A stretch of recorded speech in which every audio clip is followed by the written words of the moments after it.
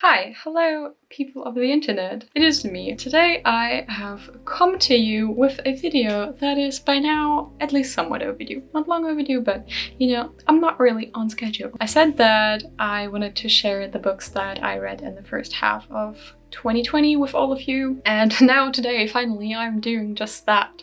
So my goal for the year was to read 52 books, so one book per week, and that means that by the end of June I should have read 26 books. I actually managed to read 28 books by the end of June, and then I read one book in the first week of July, which I'll also include in this list because it just kind of makes sense. I'm gonna do this from worst to best because I feel like it's just more fun that way, and you know, kind of slowly building up the excitement. I'm not gonna go into detail about every book because if I do that, then this video will turn out to be like an hour long, and we don't want that to happen because no one's gonna watch that. So I will try to stick to just a few words, a few sentences, unless I really love the book. So at the end I'll probably talk a bit more.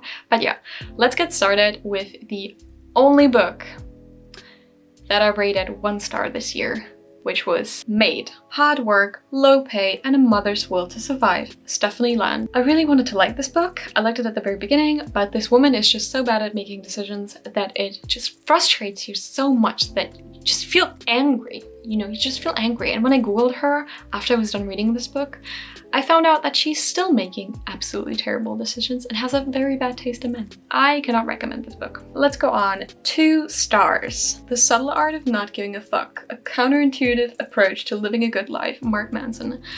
This book is literally the personification of the I have sex subreddit. And this guy is the worst edgelord I've ever met in my life. It had some valuable advice, but the writing style was awful in my opinion. Bad Girls Throughout History. 100 Remarkable Women Who Changed the World. Anne Shen. Should be called 100 Remarkable American Women Who Changed the World, because the amount of non-American women in this book is probably like less than 10%, which is why I rated it 2 stars, because yeah. Focus a little bit on some other countries for once, okay? 3 stars. Преступление и наказание, which was a B2 adaptation of the Dostoevsky book Crime and Punishment? Crime and Punishment.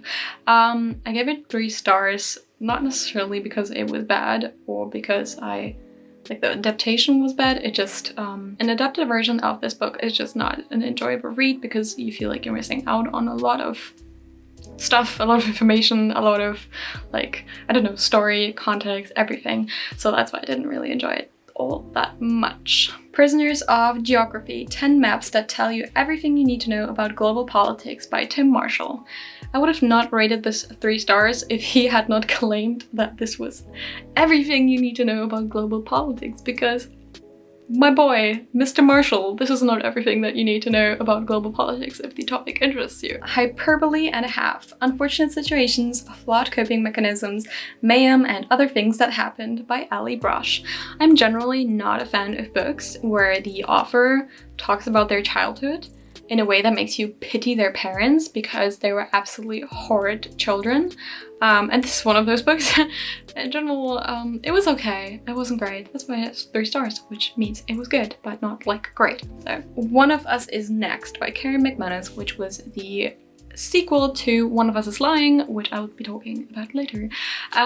This was not as good as the first book. It was decent, but it wasn't as much of a page turner, and I felt like it was a bit more predictable. How to Be Right in a World Gone Wrong by James O'Brien. I only have 1 sentence for this book. God, Mr. O'Brien, would it have killed you to get an editor for this book? Legendary Ladies, 50 Goddesses to Empower and Inspire You, also by Anne Shen. I liked the illustrations a lot more than in the other book, and in general I liked that it was a bit more international, but it wasn't like mind-blowing or anything. It was good. We've moved on to 4 stars. This Is Not Propaganda. Adventures and the War Against Reality by Peter Pomerantsev. His name is technically Russian, but he lives in the UK, or at least he also partly grew up there, so I feel like it's okay to pronounce it this way. This was a really good book. It took me a long time to read for some reason, but it was very enjoyable. especially if you're into politics and all that kind of stuff. It is a very good read. I Am Malala, the story of the girl who stood up for education and was shot by the Taliban, by, of course, Malala herself. So that was a really, really good book. The only reason I gave it 4 stars instead of 5 was because, I don't know, I felt like the first half of the book was written in a very, like, in a style that just made it very difficult to get through. Like, I felt like I was losing my patience at times. I was getting a bit bored, but overall, in total, this was a really good book. And if you've not read it, then you should go and check it out. Smoke, Guts in Your Eyes and Other Lessons from the Crematory, Caitlin Doughty. I hope I pronounced that correctly. This is the woman who also has a YouTube channel that is called Ask a Mortician, and I didn't actually know this YouTube channel before I read her book, only afterwards. In general, it was a very enjoyable book. Not much to say about it, you just have to kind of read it for yourself, but yeah, very fun read. I Am Home, Portraits of Immigrant Teenagers, which has multiple authors. Definitely something that I wish more close-minded people would read, but of course they are not really the people who would pick up this kind of book. I think this was a good project, I think it was well done, so yeah, it was a good book. Under the Knife, A History of Surgery in 28 Remarkable Operations by Arnold van der Laar. I think he's from the Netherlands. This was a really, really enjoyable book. This is the book that I read in the first week of July, so not long ago. It was very fun to read that. Very interesting. I've learned tons of new things, so yeah. Digital Minimalism, Choosing a Focused Life in a Noisy World by Cal Newport. Very good book. I wish I could apply some more of the principles that he mentioned in this book to my life, but currently during this pandemic it's very hard because you don't have too many opportunities to kind of substitute the time that you spend on your phone with quality, what he calls quality leisure time, which for me would be going to the gym, trying to, you know, go out and do new stuff, which I currently can't do. Still trying to use my phone less though, because I definitely noticed that it has a very negative impact on my mental health. Little Princess, One Man's Promise to Bring Home the Lost Children of Nepal by Connor Grennan. This was one of my favorite books and I just reread it this year. I gave it 5 stars before, but then I read some reviews on Goodreads and I kind of thought about it a bit more and decided to give it 4 stars. It definitely reeks of white savior complex, not gonna lie, but overall it was a very enjoyable story and he definitely has some sort of self-awareness. He starts off the book basically saying, like, I was just going to Nepal to kind of get people off of my case about going on a trip around the world, but then he starts caring about the cause more and more, and it's just a very interesting read. It's an acquired taste, I guess. The Handmaid's Tale by Margaret Atwood. Good book, enjoyed it. I like Margaret Atwood as a poet, but I found this book to be very difficult. It just takes a lot of brain power for me to, you know, get through a couple of pages with this kind of writing style. So yeah, that was a bit more difficult, but still enjoyable. By the way, I've not watched the TV show. I know that it's different because my mom watched it and she told me about it. And yeah, I know that it's definitely very different. This Is Going to Hurt, Secret Diaries of a Junior Doctor by Adam Kay. Great book, amazing book. Go read it. Super interesting. I'm not like a medical person. Don't have anything to do with medicine in any way or shape or form, even though when I was young I wanted to be a doctor. Not anymore. But yeah, go read it.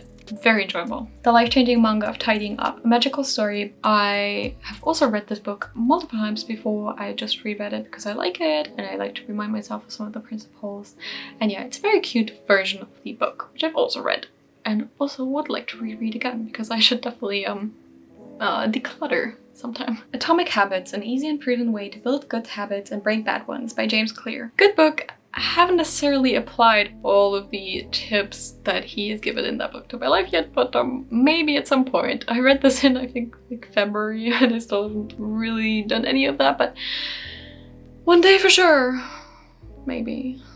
But a good book. Exhalation Stories by Ted Chiang. Good book. Some of the stories left me a bit frustrated or unsatisfied. I felt like they just had the same pace the whole entire time and they had no real like climax or anything. And when I was expecting a climax, there was none, so that kind of threw me off and made me a bit frustrated. But overall, this guy can write for real. He's a really good writer. Like in general, the ideas he had were amazing. So I think that's what really makes this book stand out. 5 stars. Finally, I've rated so many books with 4 stars, which I think is a good sign because it means I read a lot of good books. But yeah, first of all, One of Us is Lying by Karen McManus. I don't really read young adult anymore. I used to read it a lot when I was, well, a teenager. I am a young adult right now. This book, I started reading this book and it was just so fun. It was just, I just couldn't stop reading. I read it in like 2 days and I read until like 1 a.m. I just couldn't stop. It was very interesting.